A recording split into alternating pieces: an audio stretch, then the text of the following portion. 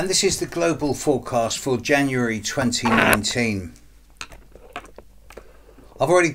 I've yet to do the global forecast for the year, but January is going to be very much a snapshot of 2019. The first half of 2019 is going to be a bit of a pig's ear. It's going to get pretty messy.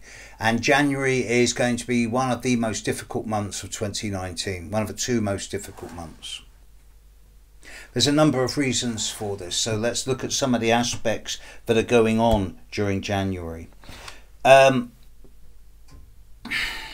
Firstly, on the 6th of January, there is a partial eclipse of the Sun in the middle of Capricorn, fairly close to both Saturn and Pluto. On the same day, Uranus in the sky stands still and stops going retrograde and starts moving forward. So straight away, an eclipse of the Sun close to Saturn and Pluto and Uranus moving forward on the same day all says to me that we're entering a year, or at least a month, of really concentrated and compressed change. Change in terms of structure, boundary, order. You can expect big changes in the way that governments, politics, economics are run. The whole notion of government and national boundaries is up for grabs. Add to this that on the 21st of January there is a total eclipse of the moon at the very start of Leo, with the sun at the very start of Aquarius, and this is all strongly squared to Uranus, and this is going to impact massively on the horoscopes of both Australia and the UK, as well as in other countries as well. And we will see the repercussions of this before the end of March, but during January it's quite an unstable time, particularly around that eclipse on the 21st.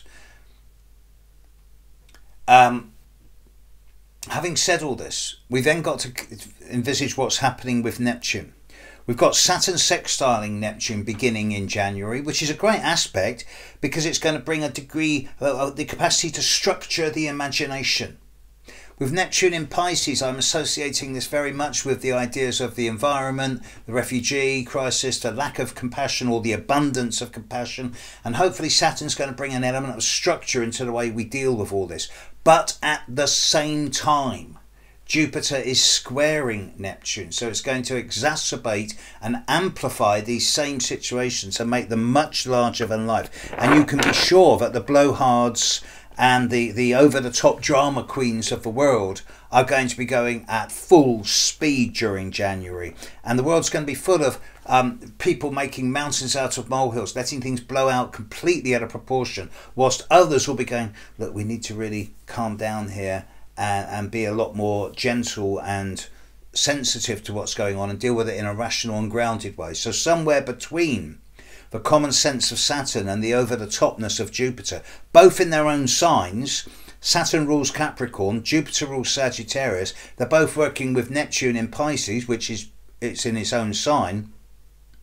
The paradox of 2019 is going to become ever more evident during January between the excesses of Jupiter and the paucity of Saturn. And somewhere in the middle, there's us. So the sensible person is going to be taking the middle path.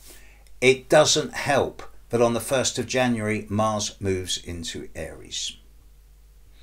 It's the most volatile place. And Mars will be in Aries until mid-February. So there's going to be a lot of people going with a full head of steam, full bore, not caring about their impact on others, not caring what else happens to other people, treading on other people's toes. Now you can see why I said that January is going to be the most difficult month of the year. It's going to be very proactive and dynamic, and to be honest, my advice is clear: hold your breath, because it's going to get messy.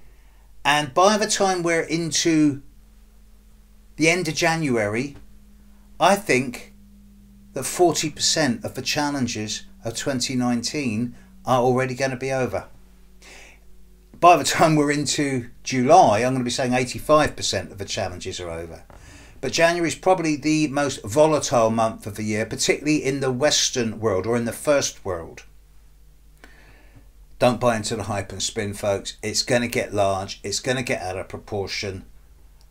By the time we're into mid-February, the first signs of clarity will be dawning. By the time we're into the end of March, we're going to be looking collectively and going, what the hell have we been buying into? But for January, hold your breath. It's probably going to get a bit messy.